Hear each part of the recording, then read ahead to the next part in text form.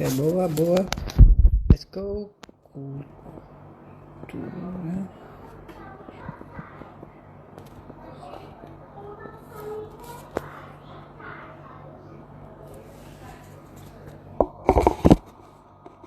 Olá pessoal, olá, olá. Deixem-me só chamar o Rómulo.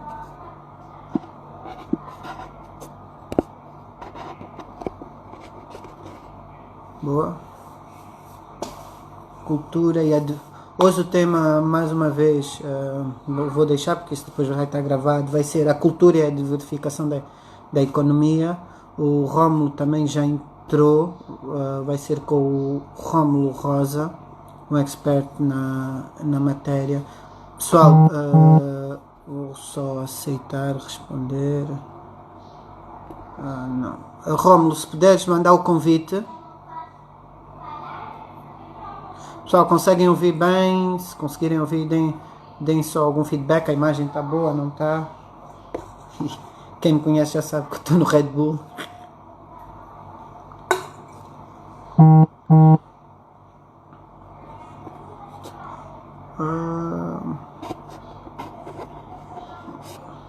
Boa.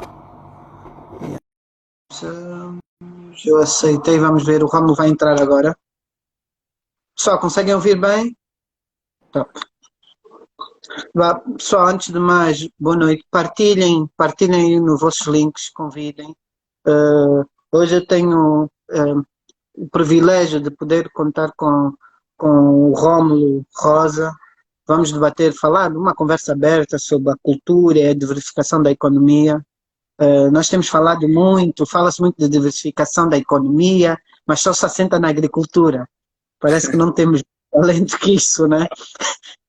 Então era preciso, lancei esse desafio, porque eu acho que as pessoas são postas no nosso caminho por alguma razão e eu tive o privilégio de conhecer uma das pessoas mais inteligentes em pouco tempo, que é o Rómulo, modéstia à parte, e que é Obrigado, alguém obrigado. que a arte e a cultura da Angola. Acho que há 5 pontapés, mas tem feito o seu bocado por todos nós.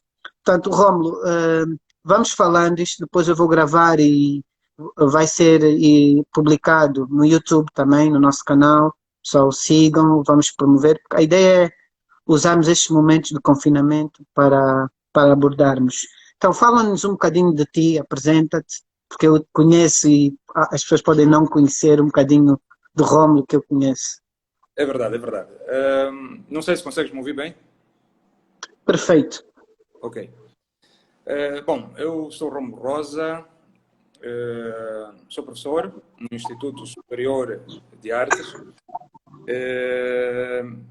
Dizer que o que nós vamos abordar aqui hoje, apesar de ser um tema, digamos assim, bastante transversal em relação à cultura, mas não vamos pegar muito em questões de foro socioantropológico.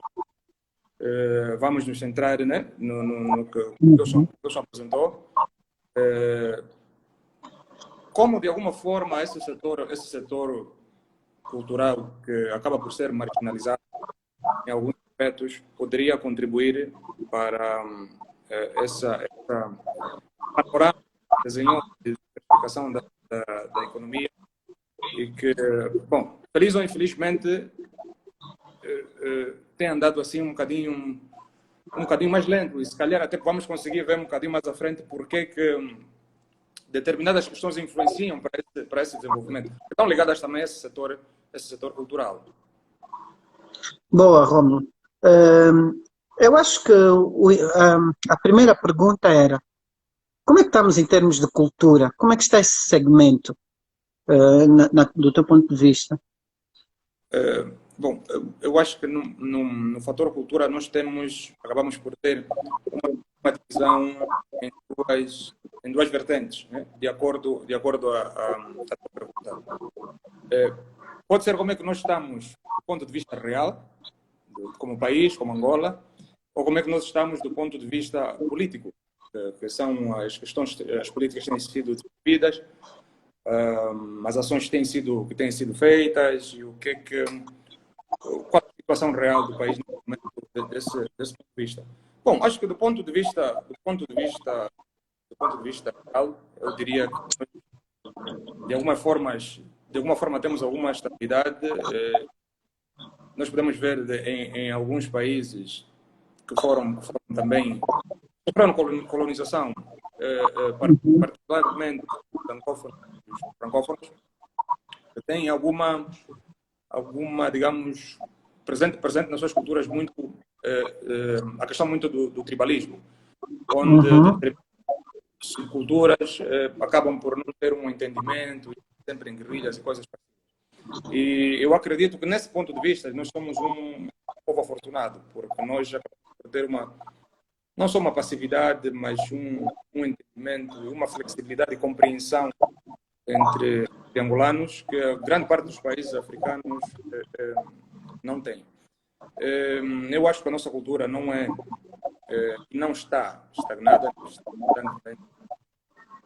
em evolução, embora precisa fazer, digamos, um trabalho mais aprofundado, que é para trazer esse diagnóstico mais para a superfície, porque nós estamos por ter conhecimento das questões que estão aqui à beira de Luanda, digamos, das províncias, das capitais das províncias, e não temos conhecimentos de como estão em concreto as coisas mais exteriores da Angola. Então, para responder, eu diria que, a nível cultural, enquanto cultura, e colocando do lado a questão política e implementações propriamente para o setor cultural, eu diria que estamos bem. Ok. Eu fiz essa pergunta porque não se faz sentido. Nós sabemos que existe a cultura, mas será que as pessoas que fazem a cultura sentem que contribuem para a economia, ou a cultura que nós temos ainda é naquela massiva de mobilização, massificação dos aspectos, mas não na vertente profissional? Eu acho que na vertente... Bom, essa questão cultural acaba por ser... a cultura sempre acabou por ser, para nós, digamos assim, como era o setor tratado como enteado, né? Grande preconceito, mas não era valorizado, não era, e acaba por não ser até agora valorizado com a real importância que deve ter. Eu vou partilhar duas experiências que tive em duas áreas diferentes. Para além de professor, eu tenho uma experiência como gestor. Enquanto antes de começar a trabalhar agora no Instituto Superior de Artes, eu era gestor de 2 restaurantes na Ilha do Mussulo. E aconteceu, tivemos uma situação lá bastante interessante. O chefe de cozinha dos restaurantes, e se não me engano, ele tinha uma estrela Michelin, mas portanto era um chefe com qualidades reconhecidas. Uau! Mas o que acontecia era que clientes angolanos, os consumidores angolanos, não iam para aquele restaurante, ou pouco perguntavam. Depois de um tempo, eu acredito que de 1 ano e meio, 2 anos depois, que começou a se entender que o que estava em causa era o sistema de preparação das refeições. Essencialmente, o sistema de tempero das refeições, que não era o que nós angolanos estamos acostumados. Então, aí depois teve que se fazer uma mudança, teve que se fazer o cozinheiro, então teve que se agregar um grupo de auxiliares de cozinheiros angolanos para que realmente a cozinha pudesse atender a todos os clientes, né? e a todos que procuravam o restaurante. Bom, esse exemplo acaba por cair num ponto que não vou adiantar, nós vamos tocar lá mais em frente. Sim, mais em frente. O outro exemplo, aqui no Instituto Superior de Artes, já cerca de 2 anos, não, 3 anos atrás, 4 anos atrás, 2016, 2019. E ainda temos visto casos desse tipo, mas é porque eu conversei diretamente com 2 estudantes que estavam nessa situação. Os pais simplesmente aconselharam era uma menina e um rapaz a desistirem da escola. dinheiro, o que vão fazer aí? E aconteceu o caso drástico de uma menina que cortou apesar e ela não tinha como apanhar sequer o táxi, não tinha como comprar materiais e teve que desistir da escola. Uau. Isso para fazer uma ponte com a pergunta que o Wilson fez sobre essa questão, diria que a cultura tem sido usada mais por uma questão de massificação, Uhum. de valorização, por uma questão de conhecimento, por uma questão de educação. Acho que não tem servido a propósito. Quer perguntar alguma coisa? Não, pode acabar, eu depois pergunto já. Eu disse, eu acho que não tem servido ao propósito, se calhar a grande ferramenta que poderia servir ao Estado e às políticas que são criadas.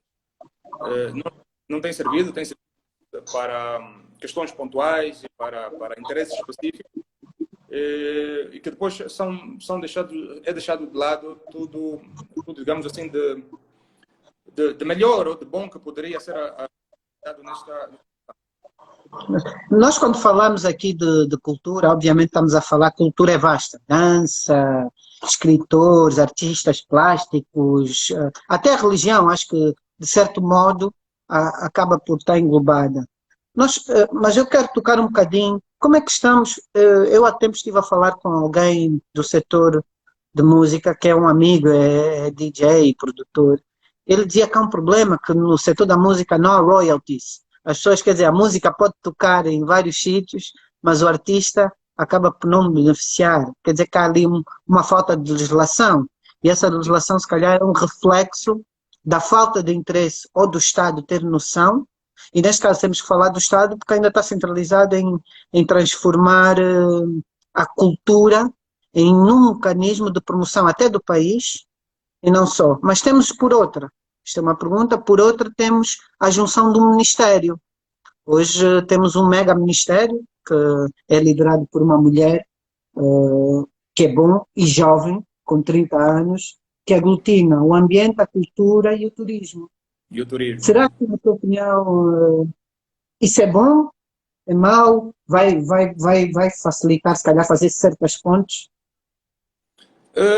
Bom, eu tenho acompanhado com enorme interesse, eu confesso, o que tem sido o xadrez da mudança do sistema de governação. Uhum. E partilho do mesmo entusiasmo que o Wilson tem em saber não só eu vou chamar de tentativa de redução do Estado, mas essencialmente por ter uma muito jovem com uma responsabilidade muito grande. Eu acredito que, independentemente de ser jovem, não se coloca em causa a questão da experiência, mas eu acho que, sobretudo, o conhecimento e o que é que essa pessoa pode agregar ao que o trabalho vai pedir, né? O que o Estado espera. Em relação ao que o Wilson perguntava sobre o seu amigo que é músico, tem a lei, acho que é 15/14, se eu não estou em erro. 15/14 Sim. de julho, que é a lei sobre propriedade, a lei de direito de autores e propriedade intelectual. Eu acho que se calhar devia tentar consultar o documento, porque debruça-se muito sobre essa questão. O que acontece é que há um desinteresse da parte de alguns artistas, atores do setor cultural em ver e recorrer ao sistema legal que existe de proteção para essa área. E, sobretudo, porque o sistema artístico ele não funciona de forma singular. Digamos, não é o artista que há uma série de trabalhos e pessoas que estão à volta, desde componente jurídica e até a assessoria completa de produção, de imagem e tudo isso. E, portanto, não saberia dizer de concreto quem, mas sei que temos artistas que têm trabalhado dessa forma e acaba procuro salvaguardar em todos os aspectos de que forma é que os produtos seus são usados em outras plataformas e assim poder construir economicamente, né, que eu acho que esta é a via, via principal, o resultado principal desse produto, acaba por usufruir do uso que é dado aos seus produtos. Mas não será aqui, Rômulo, que isso também tem a ver, e o Rubio tocou nisso, já agora faça a publicidade do Rubio, ele é que forneceu estes copos, são da Riggs, portanto, é top, feito em Angola, mas ele faz, não será que é o informalismo da profissão, o facto de não pagar impostos, de não ter essa noção real da organização como gestores, implica, atrasa este papel dos artistas, essa integração para o formal? Nós vivemos, o setor cultural vive numa informalização, eu acho que assim como outros setores já há algum tempo. Bom, eu acho que em termos de leis, nós acabaríamos por ter, se fosse entrar, outra pessoa entrar por cultura, que agora já não é só da cultura, né? Vai ver como nós somos completamente despidos de proteção legal para o setor cultural de forma geral.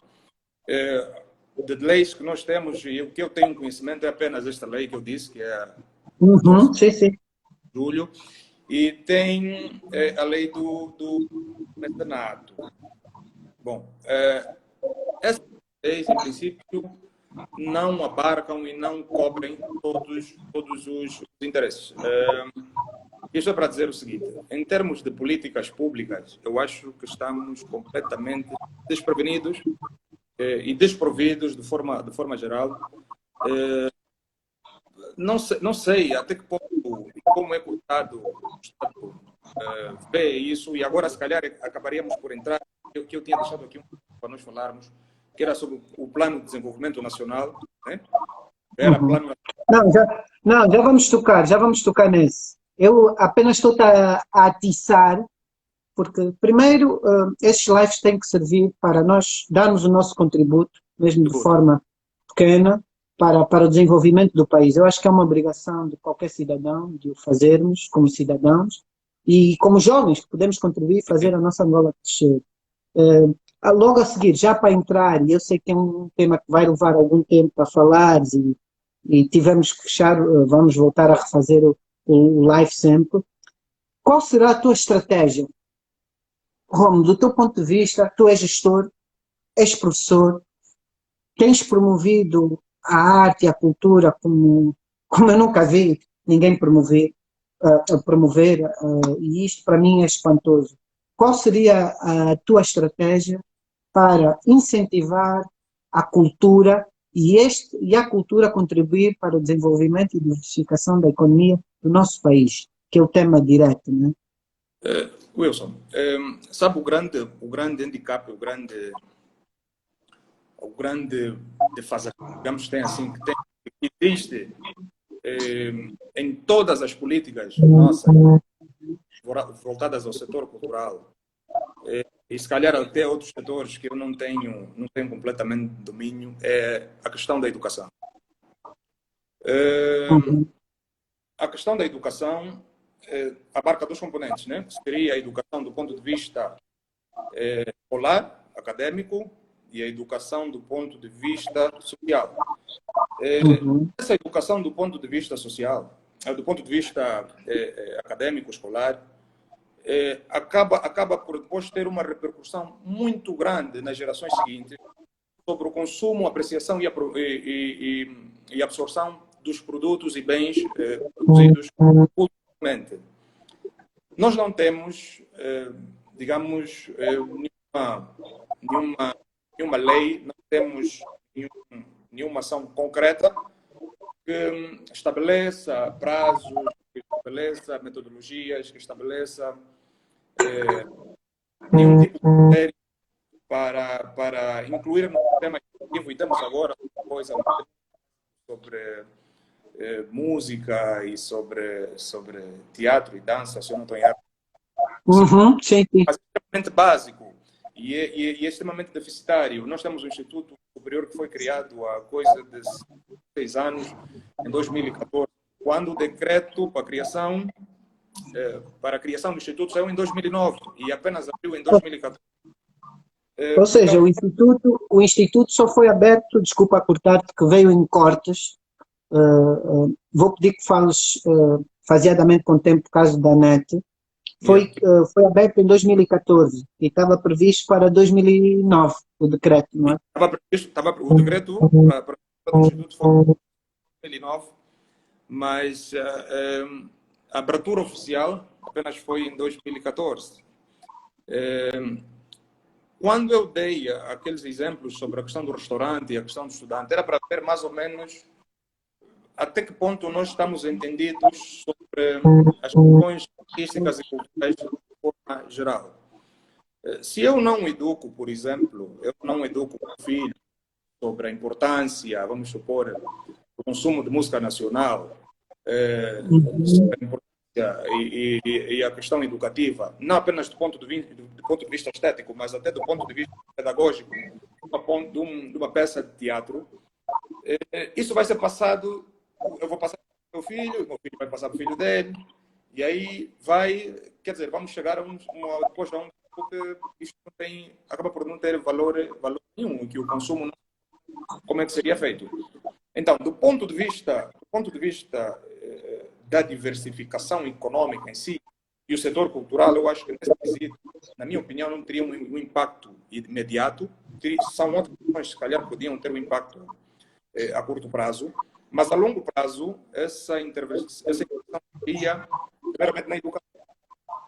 Seria, primeiramente, tanto do ponto de vista escolar, como do ponto de vista social. Extrai-me muito, eu não tenho muito hábito de ir, por exemplo, a shows, mas eu costumo ir muito a exposições, que é mais a minha praia, porque é em Pinto. Mas, por exemplo, haver determinados shows na televisão, espanta muito como há, por exemplo, uma falta de apreciação e de vibração do público, né? A recepção da música, a recepção do trabalho do artista que está ali em palco.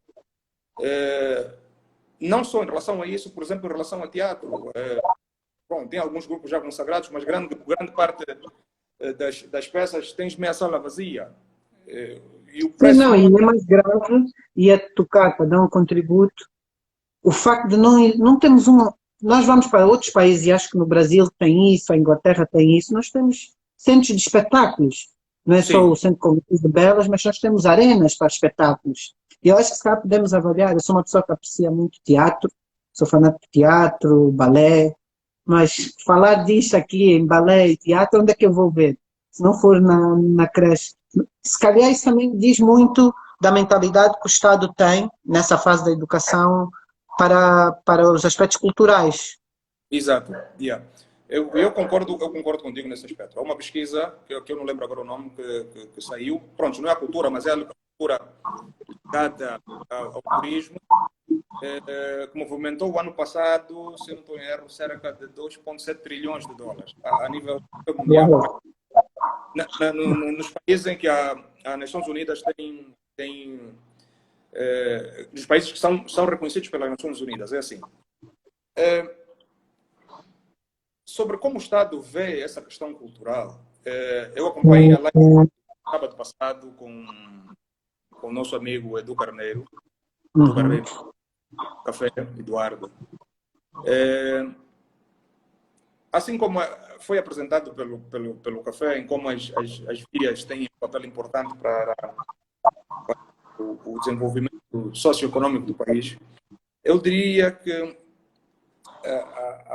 a cultura em si acaba por ser um vetor primário, essencial para o desenvolvimento a longo prazo do país. Qualquer outro tipo de recurso que nós temos acaba. A cultura, independentemente da crise que nós tenhamos, vamos ter sempre cultura. É claro que essa cultura vai sofrer alguma evolução, vai sofrer alguma transformação, mas ela está, enquanto existirem pessoas enquanto existirem Povos. um grupo social, né? Digamos assim, um grupo de pessoas. Vai haver cultura. Então a cultura não acaba. Eu acho que estudando mais profundamente determinadas culturas que nós temos, porque eu acho que, sinceramente, nós não temos de forma global uma cultura angolana, temos temos várias culturas angolanas. Eu acho que está a tentar criar Pois. uma identidade nacional. Mas nós temos várias culturas dentro de Angola, porque geograficamente nós somos um país, demograficamente não. Estamos divididos em várias subculturas. E eu acho que é necessário que se entenda essas subculturas para que determinadas políticas criadas nos outros setores que o Estado acha que são prioritários, né? Eu diria que acham porque, na minha opinião, acabariam por não ser. O setor prioritário deveria ser o próprio homem, que é a questão da cultura e da educação. É necessário que se faça um estudo dessas culturas e subculturas para ter-se um entendimento de qual será o impacto, qual será a solução e até qual será o desenvolvimento socioeconômico que determinada política terá naquela localidade. Quando eu falava do cozinheiro, chefe de cozinha, que pronto, tivemos o problema lá sobre a aceitação dos seus pratos, era simplesmente era um ideal que o dono do restaurante tinha, sem ter em conta qual seria o público-alvo, qual seria o tipo de cliente, qual seria o tipo de consumidor que acabaria por estar ali presente no restaurante, né? que acabaria por ser o seu cliente do dia a dia.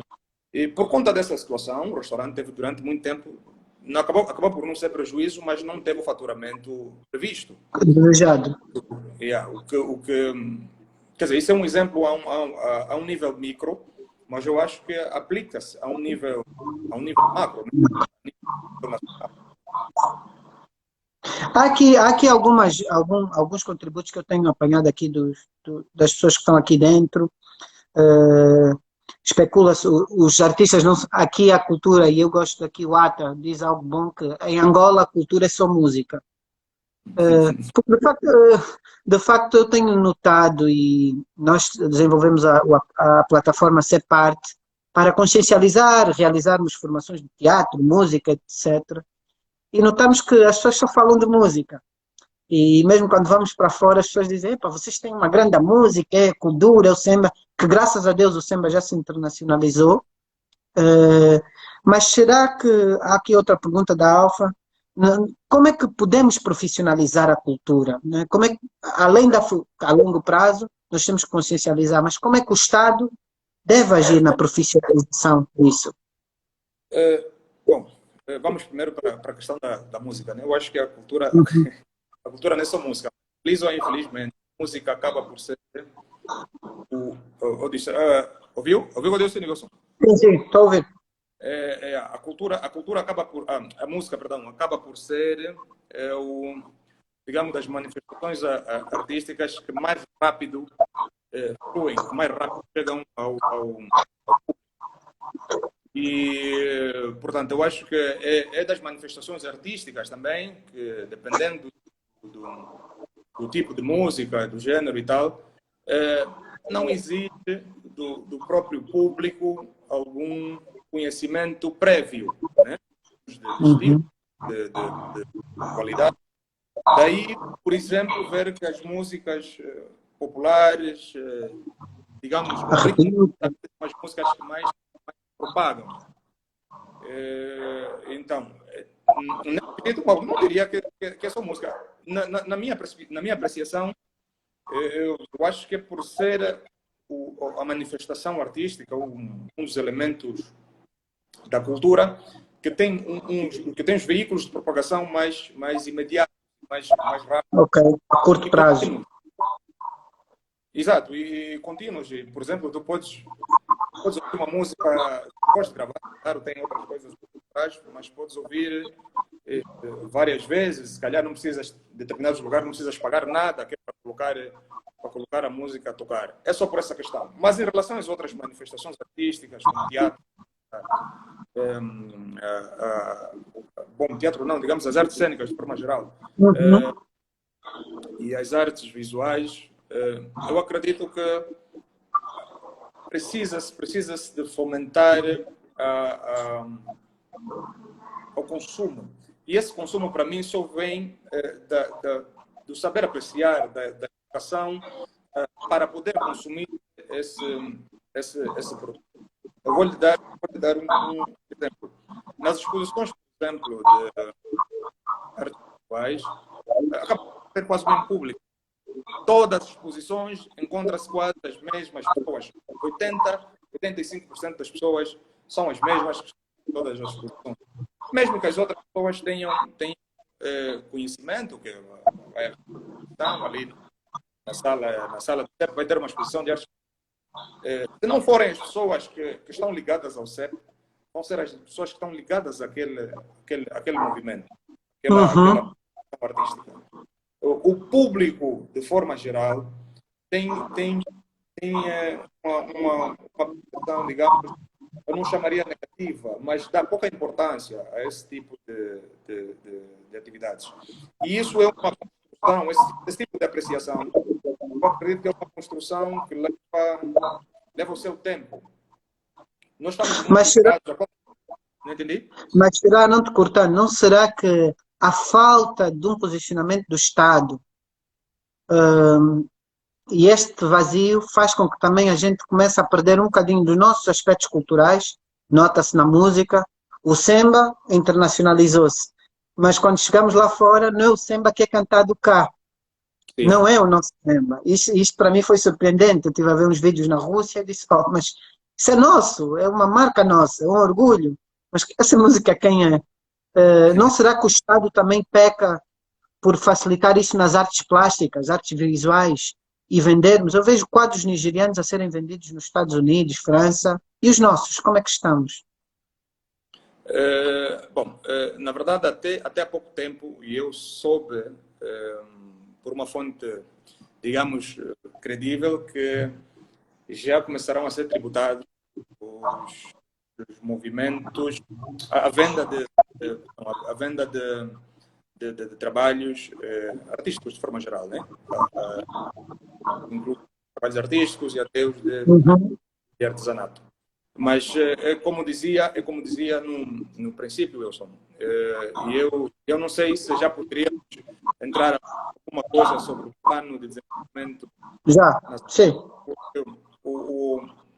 Digamos, a nível de políticas, nós temos as políticas setorizadas pelos diferentes departamentos ministeriais, mas temos o Plano de Desenvolvimento Nacional, que era Plano de Desenvolvimento, posso ali as palavras de lugar, mas agora o Plano de Desenvolvimento Nacional 2018-2022, que nos dá um panorama fiscal para todos os setores de investimento do Estado, e em termos de políticas, em termos de ações que seriam implementadas durante esse período de vigência deste PDN, que é o Plano de Desenvolvimento Nacional.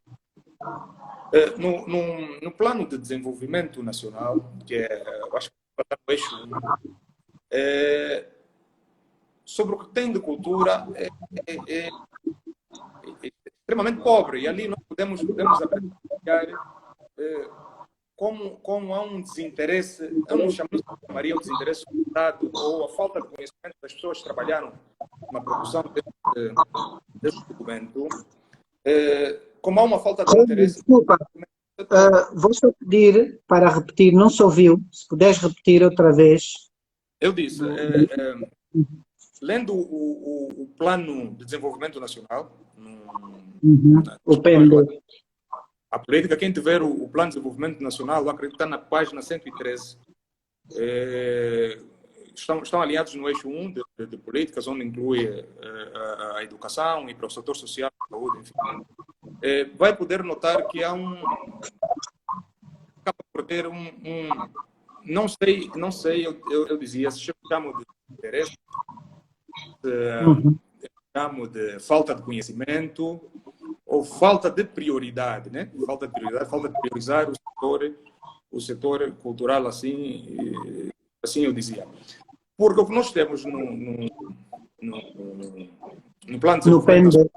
da cultura são algumas metas que incluem infraestruturas apenas. Exatamente. Tem que ter X museus, tem que ter X centros culturais. Deixa eu tentar vir aqui, até vou alguma coisa. Por exemplo, tem aqui uma meta no programa Valorização e Dinamização do Patrimônio Histórico Cultural. Tem aqui uma meta que diz, meta 3.2, o número de utilizadores da rede nacional de em cada ano passa de 1.850 em 2017 para 2.775 em 2022. Bom, se nós não temos uma cultura, a nossa cultura, digamos, a nível geral, é uma cultura de oralidade. Precisamos da criação da cultura da leitura. Se se quer vingar, de facto, o sistema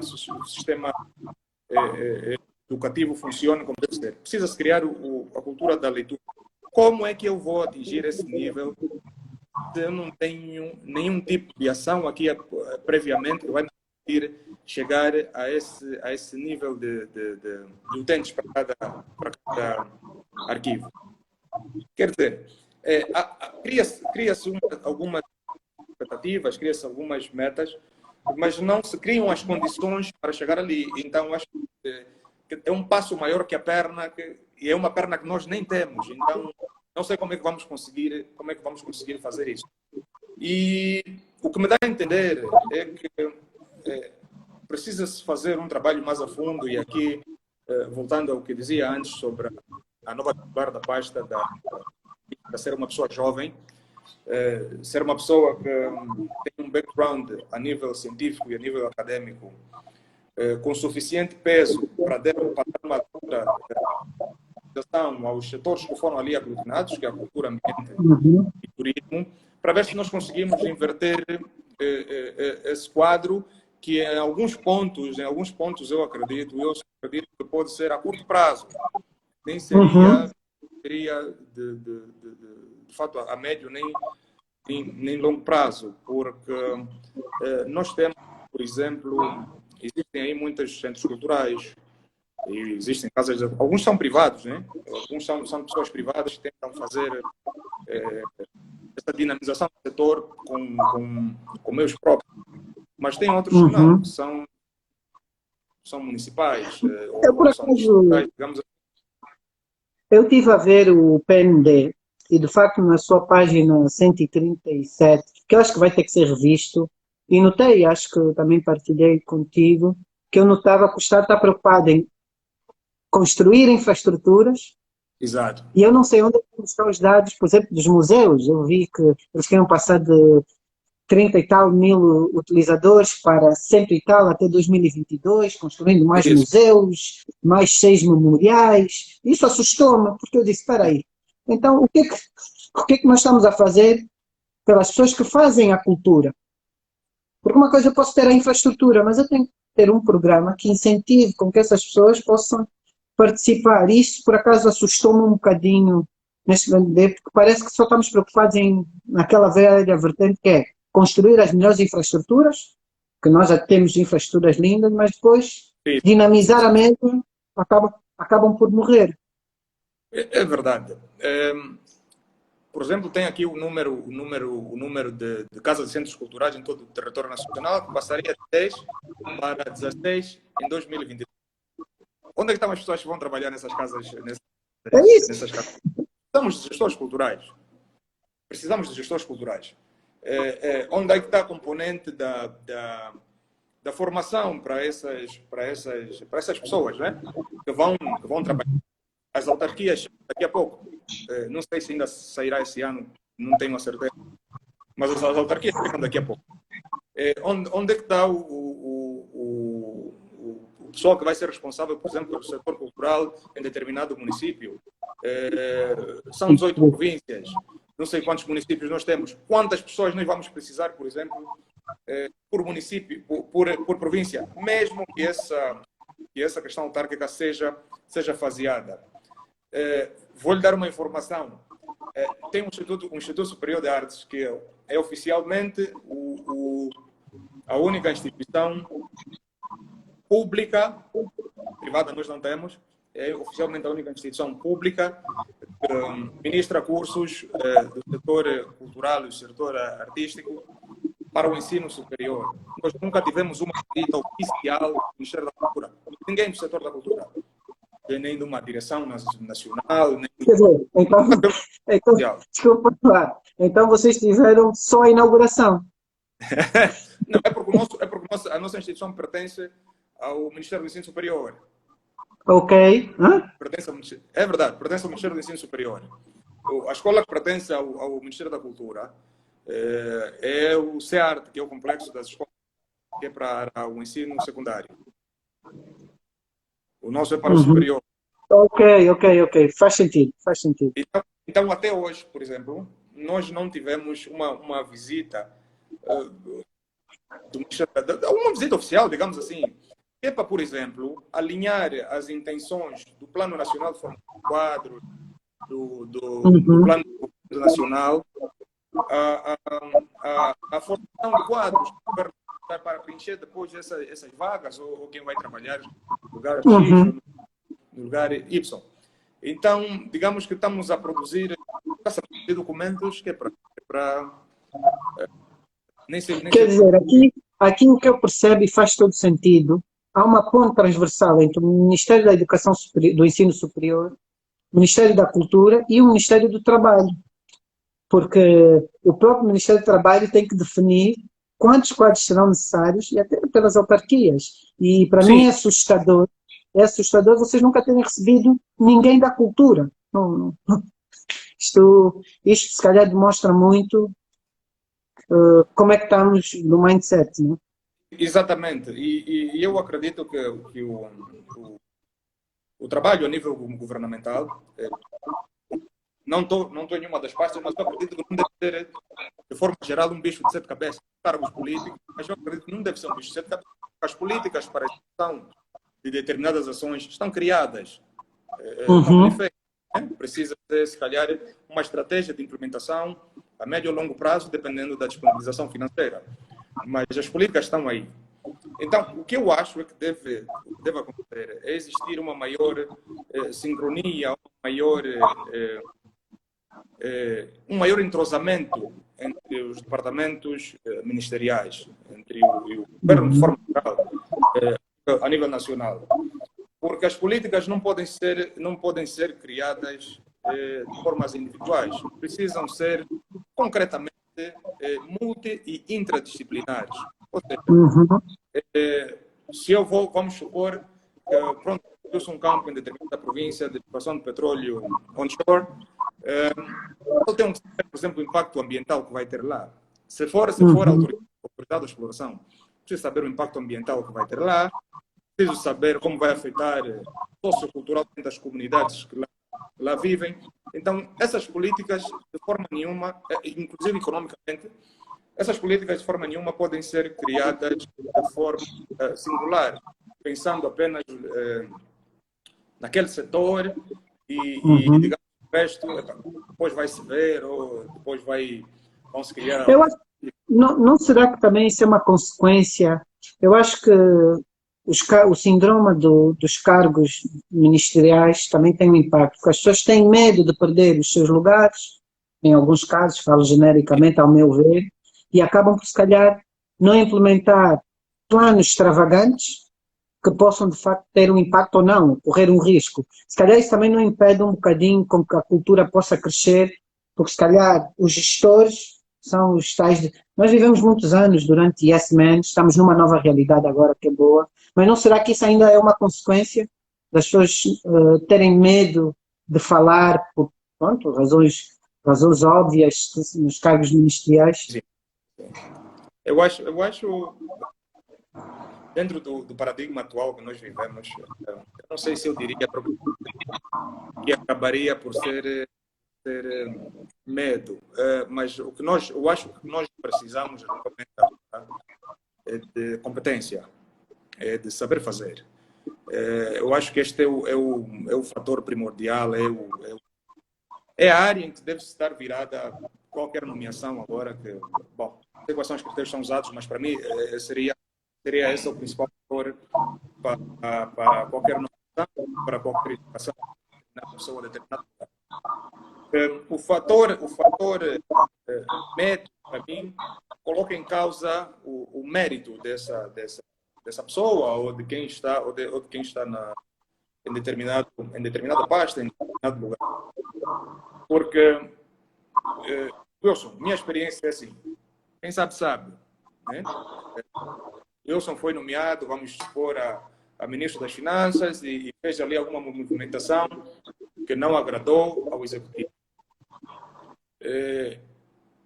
O Wilson está consciente e tem certeza do que foi fazer ali. Não é isso que quero fazer, eles não gostaram, vai ter que sair, tudo bem, não tem problema, vai fazer outra coisa. Quem sabe não fica, digamos, sem verba, digamos assim, entre aspas, né? O médico não ter algum retorno financeiro, que é para mas não fica sem verba. Mas eu acredito que tem que estar realmente comprometido para o saber fazer.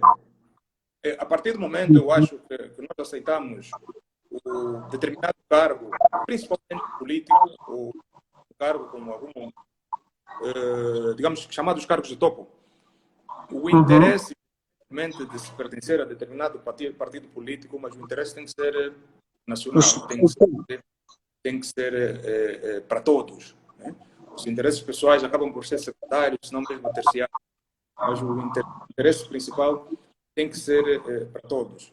Então, acho que, bom, para algumas pessoas que estejam com medo de ter determinadas atitudes ou de dar passos maiores, eu diria que, sinceramente, não sei se é medo ou é a competência dessa pessoa que está em causa. Para mim, seria mesmo falta de competência e mérito para essa pessoa. Exato, não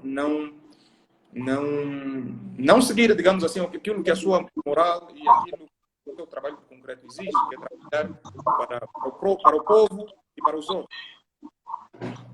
Eu acho que perdemos um bocadinho aquela beleza, estamos a resgatá-la agora da política, né? Que, do ponto de vista, quem entra para o mundo político, quem tem funções políticas, eu acho que temos um presidente que teve uma coragem agora de fazer algo que ninguém fez, que é bom, elogiando. É para o povo, nós devemos, as nossas ações têm que promover o país. Angola, eu digo isso sempre a todos nós, e nós jovens, que Angola vai existir conosco e a posterior com nossos filhos. Então nós temos que deixar o melhor que nós podemos, do nosso conhecimento, em prol dessa nova geração. Há aqui algumas perguntas. Há uma pergunta da Eveline que pergunta o quão importante é o contributo da tradição para a cultura. Bom, quem perguntou, desculpa? A Eveline? Eveline. Evelina. Eu acho que essa pergunta acaba por ser um bocadinho complexa, porque a questão tradicional acaba por fazer parte da cultura. Não é que ela contribui essencialmente para a cultura. Existe o conceito que eu acho errôneo de que apenas os aspectos tradicionais mais profundos são elementos da nossa cultura. Um conceito, digamos assim, mais raso, mais apreciável da cultura, é que a cultura é uma manifestação, uma prova do raciocínio do homem, da inteligência do homem. Vários conceitos dizem que a cultura é um conjunto de hábitos e costumes, são determinado grupo social que pertence a um grupo maior. Mas a questão tradicional que a Evelyn pergunta acaba por ser parte da cultura. Então, o contributo que tem seria, eu não diria um contributo direto, porque ela faz parte dessa questão. Traz-nos alguma confusão que nos leva a pensar que só elementos tradicionais que, digamos, acabam por pertencer ou ser praticados mais para interior do país é que realmente fazem parte da nossa cultura. Nós temos um tipo de cultura que hoje temos nas zonas urbanas que é bastante diferente, ou não, Sim, é completamente diferente, acaba por ser outra, sim, mas naturais. ficam e acabam por tornar uma evolução daquela cultura que é a cultura mais tradicional. Então, eu não diria que tem propriamente um contributo direto, eu diria que esta cultura tradicional faz parte da nossa cultura, é um elemento que é parte dessa cultura. Bom, Rómulo, o tempo está a passar, né? Mesmo que Sim, sim. desligue, eu acho que tá, depois continuamos um bocadinho mais. Eu volto a ligar caso caia. Porque tu tocas aqui num fator fundamental, que toca no capital humano, que é a formação e a consciencialização. Nós temos que consciencializar as pessoas sobre o que é a cultura, que a cultura não é só música. Há aqui muitas pessoas que dizem, e eu vejo os contributos, são muito cultura e música, não é? E eu queria que falasse um bocadinho mais para as pessoas perceberem que a cultura é muito vasta, é um ramo muito vasto. E como é que nós, há aqui uma outra pergunta que eu faço também minha, como é que podemos tornar, como é que podemos tornar a cultura em negócio, por exemplo? Imagina que eu adoro cultura e queria transformar isso em negócio. Será que é viável no nosso mercado? É viável, é viável. Essa vamos deixar para a segunda, né? Vamos falar Não sei. sobre a questão da música. Eu volto a, a tocar nesta tecla, é que a situação a música tem uma particularidade muito grande. E eu acho que essa não é só a realidade de Angola, acaba por ser a realidade de outros países. É que a música é das manifestações culturais que tem um veículo muito rápido. Muito rápido, vamos imaginar, o Wilson produziu uma música aqui, não precisa ir para o Brasil para a tua música tocar no Brasil. Uhum. Se eu for, digamos, se eu tiver, por exemplo, um grupo de teatro, para que um grande público no Brasil tenha acesso, hoje temos até as plataformas digitais, mas Uhum. ainda assim, se não tiver nenhum canal que possibilite A essa divulgação, a massificação. divulgação e esse produto chegar até lá, porque, por exemplo, o Wilson tem um grupo de teatro, tem um canal do YouTube. Os brasileiros, ou aqui os congoleses, ou os amigos, não vão chegar a procurar o Wilson no YouTube. Então, Sim, sim. vai ser preciso que alguém de lá, pode ser angolano, pode ser de outra nacionalidade, mas que introduza o produto produzido por Wilson àquela sociedade. Então, este é um tipo de trabalho que tem outros processos, né? Acaba por ser um bocadinho Uhum. mais demorado. O que não acontece com a música. Então, a música acaba por ter um dinamismo maior e, digamos que é de um consumo mais imediato, é de um consumo mais Não, veloz. mas não será que essa consequência da música também tem a ver com a forma como é que nós começamos a ter um desenvolvimento a partir aí de 2004, 2005, com o facto de haver muito dinheiro, quando se devia ter investido na cultura, pronto, investiu-se na massificação, mobilização, os músicos eram mais para a mobilização e não meramente artistas. Não será que é isso também? E acabou por acontecer, e isso é uma questão que, digamos, cria vícios de mercado. Uhum. Cria vícios de mercado e que depois fica um bocadinho complicado reverter isso, porque nós não temos uma capacidade em relação a alguns anos atrás. Bom, eu acho que, no fundo, a questão é mesmo essa, em relação aos tipos de a tipologia de investimentos que foram feitas, os investimentos que foram feitos para o setor cultural. Ou seja, vou trocar aqui, o tipo de investimentos que não foram feitos para a questão do Para a setor cultura. é que... Há aqui, Não entendi? há aqui um bom toque que o DSPC Brito diz que é verdade. Será que torna-se inviável a inviabilidade económica da cultura está no facto dos fazedores, artistas, e não se verem como empresários Porque tu perguntas, o que é que tu fazes, Romo? És pintor. Mas o que é que tu fazes, além de pintar? Essa é a pergunta, né? Sempre. Mas é o que eu falava antes, Wilson. Uhum. O artista não precisa se ver como empresário. O artista pode pintar apenas. Uhum. Vamos ver os grandes cantores que têm contratos com a Sony. Uhum. Acaba por ser o agente deles, né? Digamos assim, como Ok. empresário, que vai tratar do resto. Tem um outro representante, mas tem uma outra empresa por trás. Os artistas em si não precisam ser propriamente os empresários. O que tem que acontecer, eu acho que o setor tem que estar suficientemente construído e essa construção só existe a partir do momento que existem políticas para a abertura do setor. Se não existirem políticas para a abertura do setor, para permitir o consumo, a divulgação e o acesso completo a produtos, não vai haver quem se interesse. Por exemplo, o Wilson sabe que eu sou pintor, o Wilson não vai se interessar com a gente, porque sabe que o meu produto não vai vender, ou porque tem pouca gente que consome o que eu produzo. Quando esse setor tem bases políticas e legislativas que lhe dão sustentabilidade para poder investir e permitir ao investidor ter garantias de que vale a pena investir naquela área, aí sim, mas não necessariamente o próprio artista seria o empreendedor ou seria o empresário, porque digamos que a nível artístico é extremamente importante. Eu acho que, digamos que algum artista concordaria comigo, que o artista se dedique quase exclusivamente à sua produção. Sim. Faz sentido. Vou dar um exemplo. Eu pinto, mas desde que eu estou a trabalhar professor e tenho desempenhado também trabalhos administrativos, a minha produção caiu mais de 80% a nível de trabalhos, né?